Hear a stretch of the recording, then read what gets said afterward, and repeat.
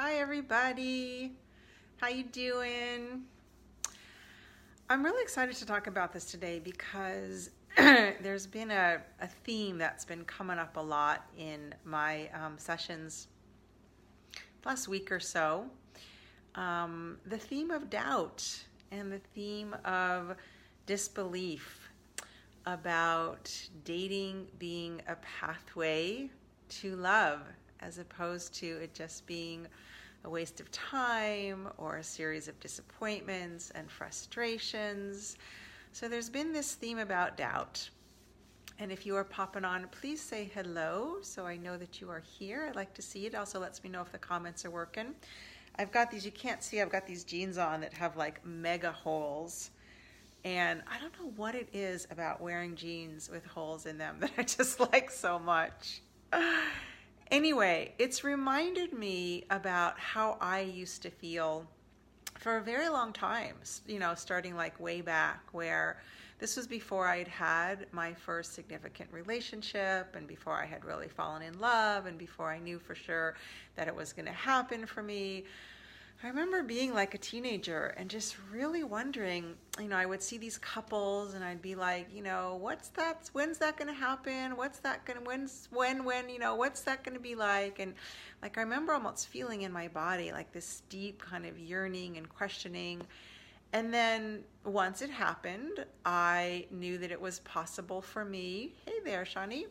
Can't see your name. I hope that's right. And a lot of that worry and doubt kind of calmed down. Thank you. But unfortunately, a lot of the women, and to a large extent also a lot of the men that I work with, when there's been a series of relationships that didn't work out, like starts and stops, or something that you got excited about, who here has ever gotten excited about a relationship and then it crashed and burned? Me! Go ahead and put something in the comments if you've ever experienced that. They are not fun, man. Those big surprises, that is just not a party. But they do happen. They haven't happened to me in a really long time because I have some preventative measures in place now. So I choose better and I communicate more.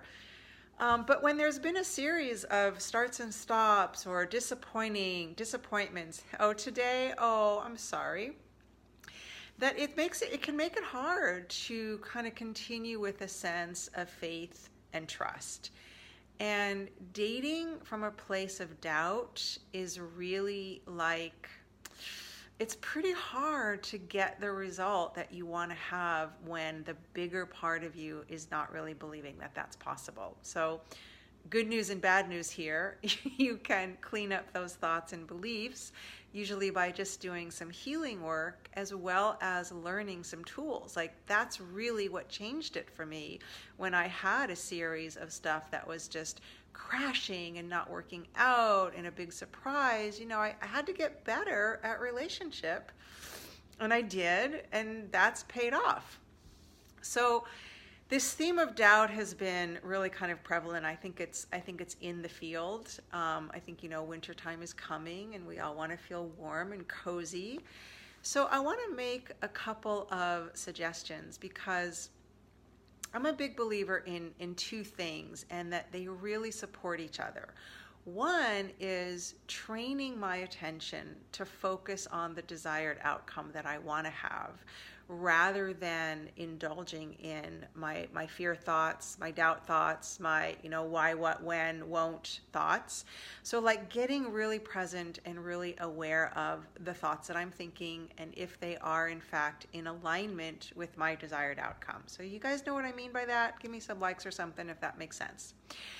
But what is often equally important so that I can line up my thoughts is doing some of the emotional cleanup. Some of the beliefs, some of the decisions that I've made, some of the things that I've concluded, places that my heart got really hurt. And so there's kind of like this protective measure. We are really sensitive creatures, and the good news is that no matter what has happened, and I say this absolutely knowing, no matter what has happened, it can be cleared, it can be healed, and it can be cleaned.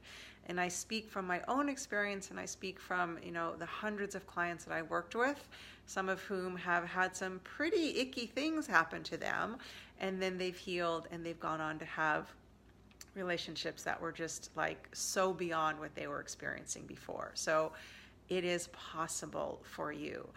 So what I like to do, especially around the first piece, in terms of like directing my attention, and I've been suggesting this to my clients a lot lately.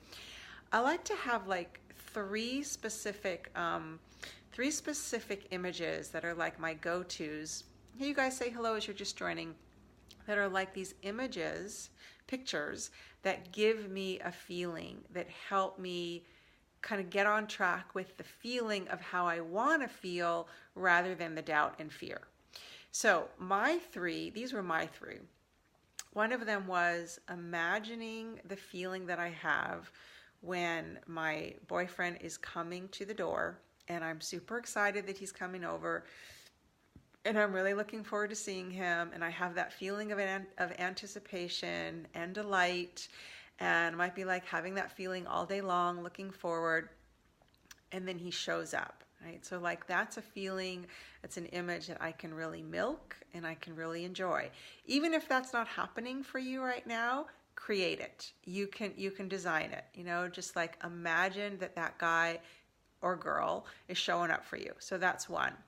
The other one is the feeling that you get when somebody that you're dating and really excited about, I gotta put these on so I can see who's here. Hey, Catherine. Texts you. Most people that I know, most women that I know especially, we like getting those little texts. We like getting those little moments of, hey, sweetheart, how's your day going? I was just thinking about you.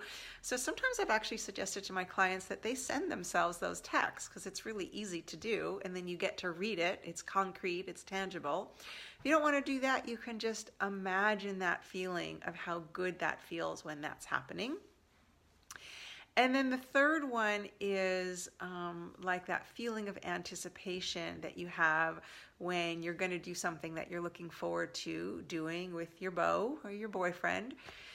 And kind of again, like milk that feeling. What do you imagine? What does it feel like in your body?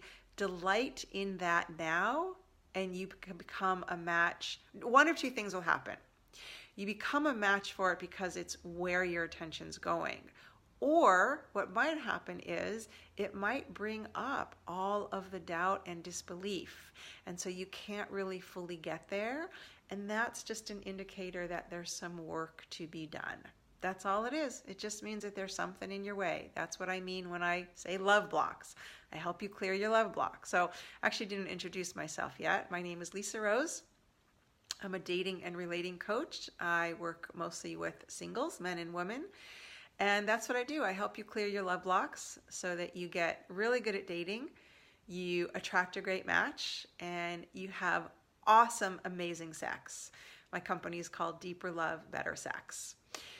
So if you are having trouble, with any of those things that I mentioned, thank you, my dear, I can definitely help you kind of line up so that it's not only easy to think those things, but it's actually easy to have them, because the only thing better than thinking about them is actually having them. So I put the link to my online calendar in the notes above. You can click on that. I've got a couple of spots.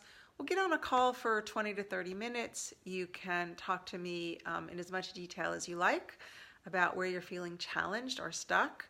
I am really good at lasering in. It's like I've developed this like sixth sense that just helps me kind of feel what's going on for you. And whether or not we end up working together, I promise to help you get more clarity about what you really need so that you can clean up the stuff that's in your way. And as soon as you clean up the stuff that's in your way, what you want can't help but show up. So if you want a relationship, if you want a partner, if you want the best sex of your life, and you're not experiencing that, chances are there's something in the way of that. You don't have to go without it. There's no reason that it can't happen for you. And yeah, you can give me a shout if you'd like to connect. And if you come on and catch the replay, leave a comment, ask a question, let me know that you were here. Like what's that expression? Ring the doorbell, knock on the door, say hello. Okay, everybody, take care. Ciao.